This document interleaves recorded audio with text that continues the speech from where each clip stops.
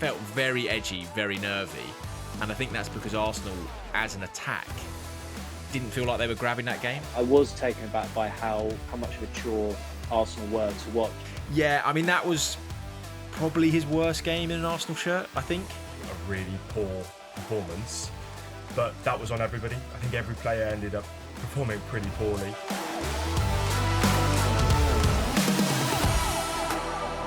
Hello and welcome to the full Arsenal Sunsport's brand new Arsenal show with myself, Joshua Hall. I'm joined by fellow Arsenal reporter Simon Collins. After a really big game at the weekend against Manchester United, Arsenal fall to defeat for the first time at the Emirates since last May in the league. Simon, what were your feelings about that? Pretty chaotic game, a pretty dramatic game. It's certainly going to make the title race really, really interesting, and big eyes on how Arsenal respond this week, really. Yeah, it's all been sort of looked at through an Arsenal lens, and it will be looked through an Arsenal lens when we start talking in just a moment about it. But first, we're going to go to Sunsport's Manchester United correspondent Samuel Luckhurst to get those thoughts from a Man United side of things. Well, it was a surprising result, given that United's form at the Emirates has been pretty poor, dating back nearly 10 years. I think it was the first win there in the league since December 2017. And Arsenal have got this formidable home record.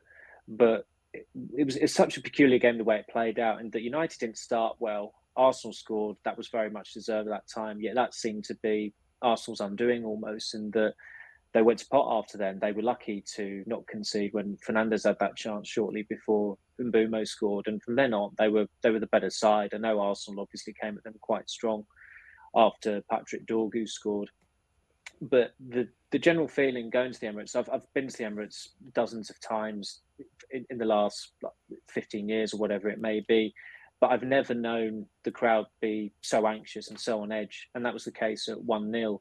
And you look at Arteta and where we were sat yesterday, Simon and myself, you've got a very good view of both dugouts. And Arteta does mirror the Arsenal fans quite often, it feels like, where he's this cheerleader, and watching him and taking in the crowd around us, you can see why he's as positive as he is in press conferences, because I think he's very conscious that these supporters have been scarred by some title race collapses dating back nearly 20 years. You take 2008 and what happened at Birmingham with Eduardo da Silva's broken leg and the late goal that day, and that signalled a collapse. And in the end, in what should have been a season where they were competing for the title, they weren't even in it at the end.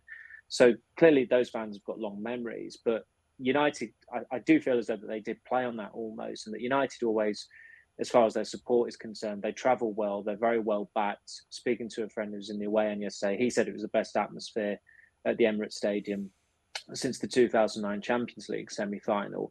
And when you go as long as they have without actually winning there, and you win in the manner that United did, you're bound to savour that. You're bound to enjoy it. But I was taken aback by how much of a chore Arsenal were to watch, and it's that won't sound like a joke to Arsenal fans because they watch them a hell of a lot more than I do. But certainly watching the goalless draw with Liverpool earlier this month, and then that game yesterday, two big games against the two other big clubs in British football, if you like. I don't think anybody would dispute the fact that Arsenal, Liverpool and United are the three biggest clubs in Britain, and just how on edge Arsenal are in those games.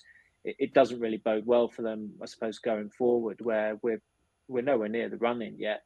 But for United, I think they're top of the league of the old Big Six in terms of the points they've taken off them. And this is a team that have had some daft draws and a daft defeat to Everton a couple of months ago, where looking at those games, if they'd actually won them and looking at each one individually, you'd feel like they should have done.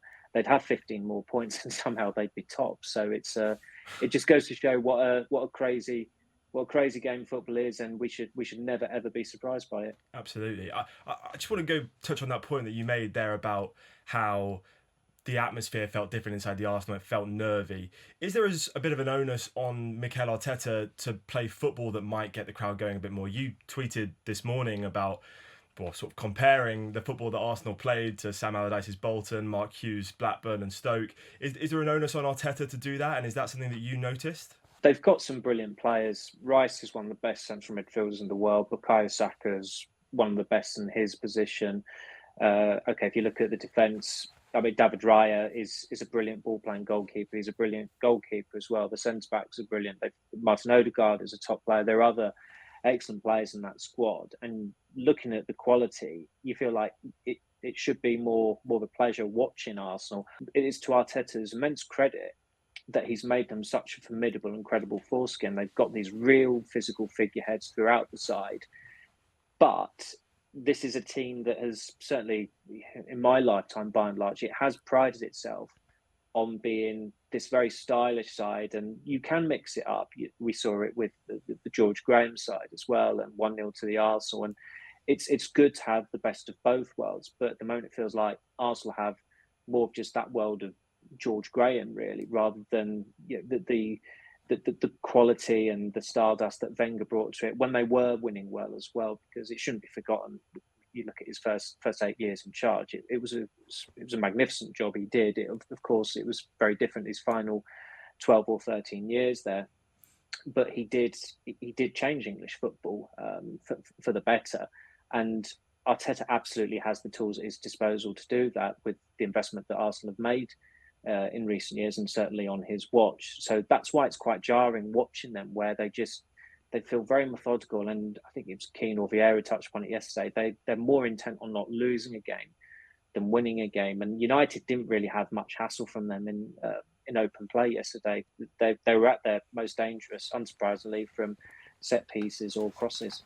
Just on the title race, Samuel, do you still think Arsenal will go on and do it, or do you think there's a chance now that it could end up in Manchester City getting another title? My gut instinct is still that Arsenal will get over the line, because I don't see enough from City, certainly so far, to suggest that they are going to come on strong. They've had some really bad results recently. Of course, they won at the weekend, but they should be beating Wolves at home. And yes, you can look at their spine or certain individuals, and they've got one of the best keepers in the world, one of the best strikers in the world. They have got players around who've been around the block. I don't think Rodri is going to be the force that he once was. I think you can almost, with all due respect to him, you can almost disregard him as being part of that group of players who can be match winners. Donnarumma was, in the derby the other week, until Mbeumo scored, he was producing a possible match winning performance because City was still in it. Haaland, we all know, is always going to score goals however he's playing.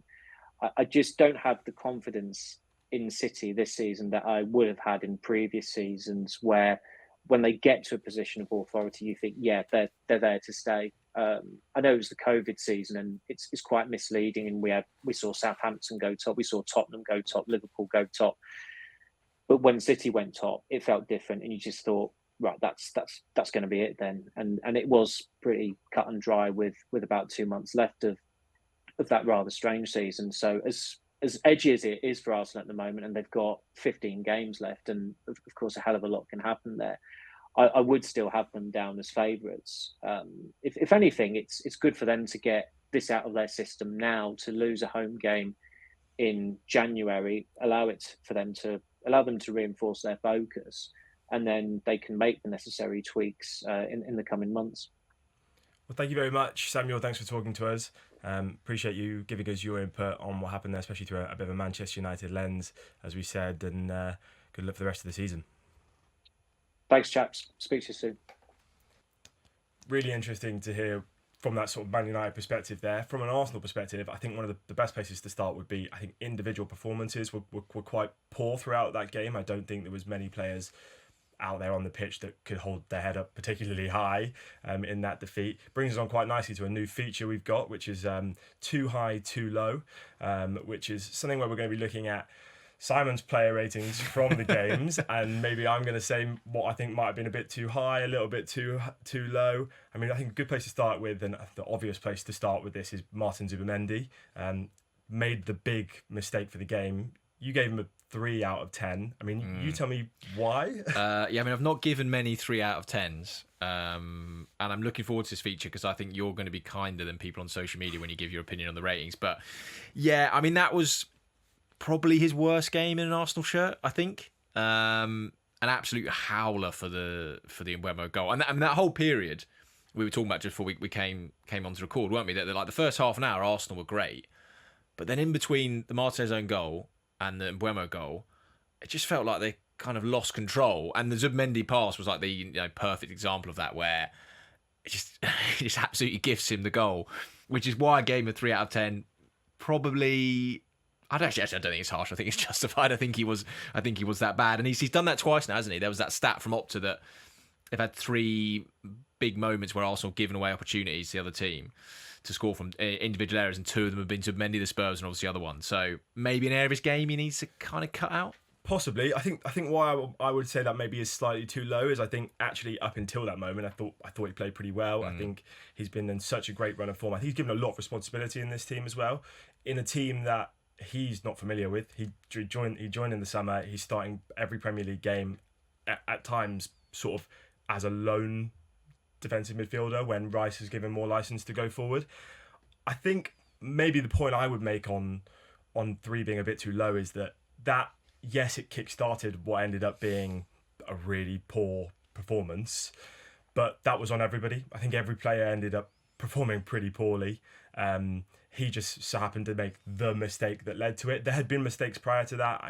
Samuel mentioned it when we were just speaking to him about Bruno Fernandes pulling that one wide. There was a few different situations where those sort of things happened. Look, I'm not going to say 3 is really harsh, but I do think maybe you've gone a little bit too low. Yeah, I mean, the whole ratings aren't great. This is discouraging people to read my ratings. They weren't great to read yesterday. I mean, they were all pretty low. And the kind of way it works on the desk is obviously, when we're getting towards the end of the game, the editor on the desk will be like, right, I'm just prepping, pictures, article. Can you give me a couple of bad players and give me someone who played well? And I was like, I don't know who played well. Yeah. Maybe like Rice. But like there was a really slim pickings yesterday to kind of pick out a good performance. And yeah, just a really, really off day. And I kind of feel like Zubimendi in that mistake just encapsulated what was sloppy. Like sloppy is the way I would describe that performance. Absolutely. And that moment and him in that kind of crystallised how I was feeling about it. I think you saying it was quite hard to find someone to play good. This is where I probably go on my too high. You've given Pierre Nkapia a 6. What was it about his performance that you thought stood out above? Because most people you gave sort of a 5, which I think would be, although his average between 1 and 10 is kind of saying this was a poor performance. I mean, maybe with Nkapia, I'm kind of giving it from the fact it was his first game back in. I thought he was pretty solid. Like he was involved in the opening goal. It was his cross that went all the way back to post and Saka brought it back in. I thought he was steady, and that's probably why I've justified giving him a 6. Steady was the floor, was it? So steady was. I mean, if you had a steady game, you had a good game. The problem is that a 6 is like a good rating in this. So it stands out because you're looking at the ratings and you're like, he's giving him a 6, and like there's like 2 other players with 6s. That might be he's been rewarded from. He came off before the end of the game, and he hasn't. There's one of those classic things in ratings when you're doing them, like it's viewed through the prism of the result, like everything. And when that Cunha goes in, you're kind of like, yeah, you need to come down a bit, and he's survived that. So maybe lucky to get a 6, but I think he was pretty steady given first game back from injury, solid performance, bit meat and 2 veg. But yeah, not the kind of performance we've seen left. And we were discussing again before we came about Calafiori, and I did think watching Nkapia, I was like, this attack is really missing Ricardo Calafiori, which does sound weird when you say the attack is missing the left back, but it is. I think that's a really important point to make because Calafiori really does get forward when he's playing, and he finds himself in really advanced positions. Jurriën Timber found himself in a lot of advanced positions against Manchester United, and I think that is ultimately an issue. There is almost being, and I know Arteta spoke about in his press conference before the Manchester United game, getting his centre-backs and his defence more involved in attacks, but I think Arsenal fans want to know why aren't the attackers being more involved in these attacks. We spoke last week about those numbers from Saka, Trossard, Gyökeres, Jesus, Eze, Madueke. They've all had pretty poor attacking numbers this season. Do we need more from them as well as those defensive players? Yeah, I mean, do you think it's an issue if the goal comes from Timber being in that position? So do you think it is an issue, or do you think maybe Arteta will say I'm justified that the goal comes because Timber's up there? I think that's certainly a good argument to make. I absolutely do think that when Timber is in those positions, he can be handy. He ends up, I don't know whether you can call him scoring the goal. It's an own goal, isn't it? But he is causing problems up there. But I think maybe what frustrates Arsenal fans is when you're looking at a team trying to push for a late goal and really the ball is going through defenders rather than being at the feet of creative players. I remember there was quite a few times where after Eze had come on, Eze had it in a deep position, and his player to then play the ball forward and to get into those tight spaces was Timber. And don't get me wrong, Timber is a superb player and he's very tidy for a fullback come centre back. But do you not want him to be the man that's trying to feed the pass to Eze, who's in between the lines, to then create something to happen? Yeah, I see what you mean. I think it's one of those things where they're almost trying to kind of flood the box with so many players to be involved in it, and maybe almost kind of subconsciously other teams defensively, when they're sort of marking that back line, Saka's marked, Odegaard's marked, and it just happens that the players that get the space are the Timbers and, your Calafioris and your Capiers. I think it has, I generally think this is putting so much pressure on the left back in this team, but I think it has really worked when it's been Calafiori in those positions. Like, I think he is so specific and specialised to what he can do in that attack and the areas he can take up and the chances he can create. Timber, when he's done it on the right, I do agree with you, largely has kind of looked uncomfortable, is maybe the word. He's not looked as settled there. But I think it does work when you have a player who can do it. But the problem is, it's so specific to having Calafiori to do it. And I think there's a justifiable argument from fans to go, well, when you haven't got that, you need to change it. And when he did make the changes, Arteta, I know he made those 4 changes, which I can't remember the last time he ever made 4 changes ago. But he didn't really change the system. No. They're all just kind of like for like. Yeah, and I think, again, going back to what Samuel was saying about that nervy energy, I think making 4 changes is almost an admission to the 60,000 fans in that stadium of, I've got this wrong. I know that you want more from this. I don't really know what I'm doing. I'm just going to try and change something.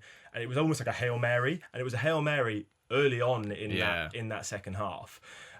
I think that is an interesting argument about Calafiori. I think definitely he is a very specific player that Arteta likes. He does a lot. I think we spoke as well last week about how Arteta likes Eze to play with certain players. I think Calafiori is one of the players he likes him to play with. I think he can overlap. He can also come in sort of central areas up there.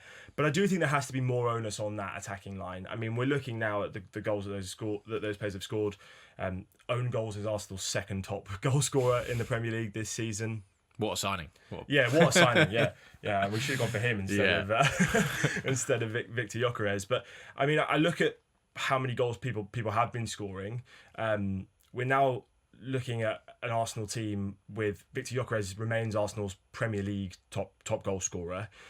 He has got 7 goals this season. The least amount of goals scored by a title-winning team's top scorer was 13.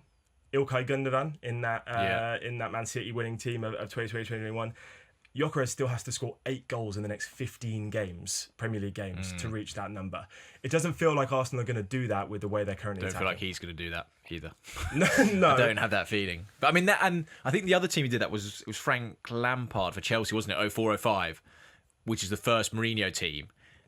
And this Arsenal team are quite a Mourinho team.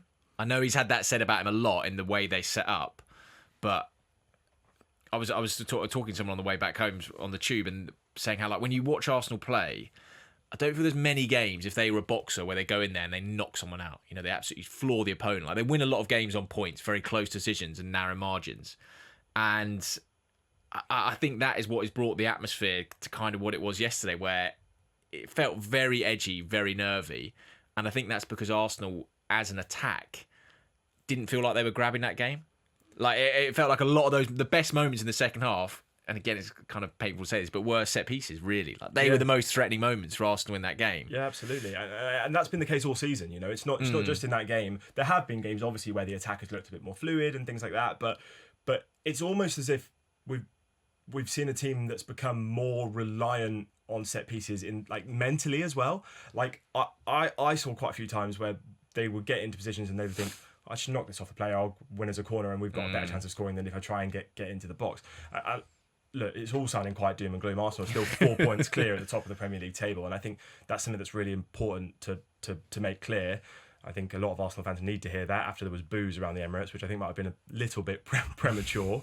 But there was other sort of bits you could maybe talk about. I don't want to use it as an excuse, but was there a potential for a handball in Dorgu's amazing goal? But yeah, I mean, I can see why the argument was doing the rounds on social media, particularly after the game. I mean, for me, I don't want to see a goal ruled out for that.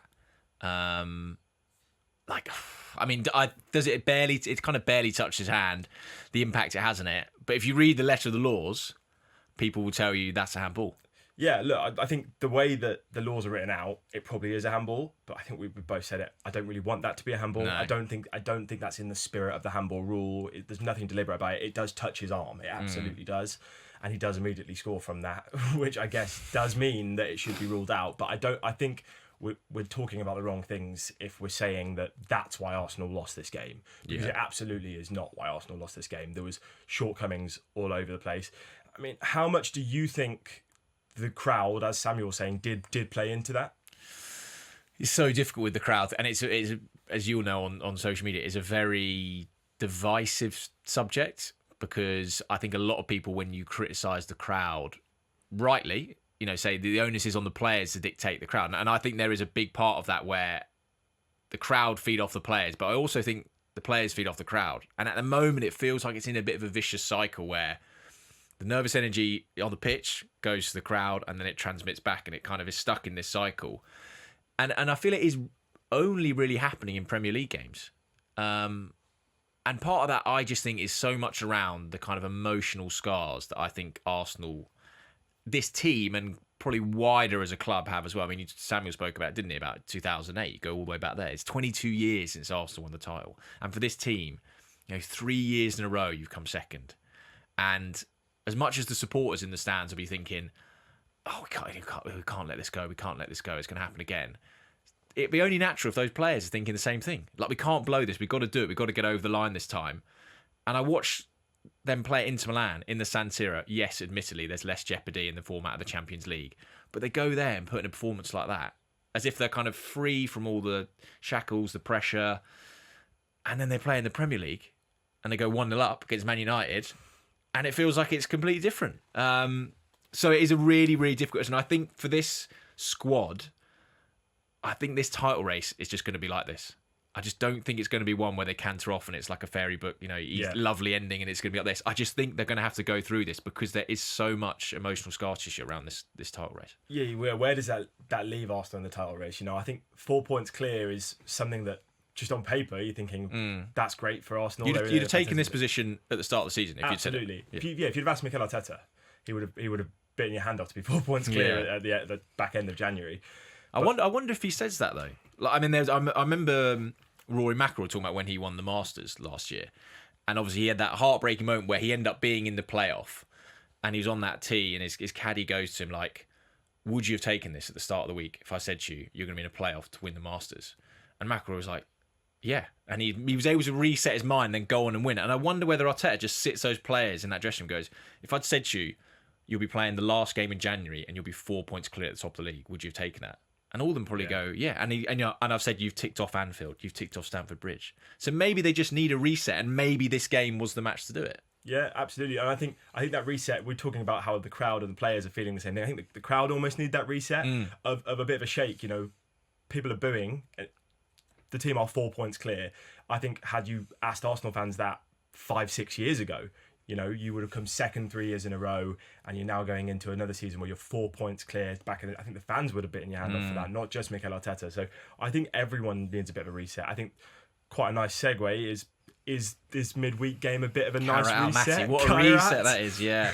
I think Gary Neville described it as a gimme game, which is one way of putting it. They are literally the worst team in the Champions League this season. Arsenal can fully rotate because they've already got top two secured in the Champions League. It's a bit like we were talking about before the Inter Milan game, wasn't it? Where like, how kind of strong do you go in terms of just confidence and building players?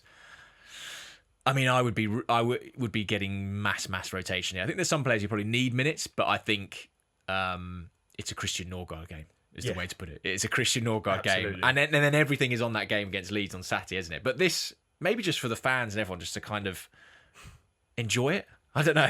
Yeah, well, maybe, yeah, because you would expect a big win. I mean, I think what's interesting about talking about changing the squad and stuff is that one person that almost certainly would have got minutes is Ethan Nwaneri. He's now gone to Marseille. And you now look at it and you think there are probably some big players that will probably have to play. There's no Rice or Marino, so that kind of midfield, Norgard plus Well, one Eze, Yeah. I suppose will play in that midfield. Madueke, you would imagine, will start.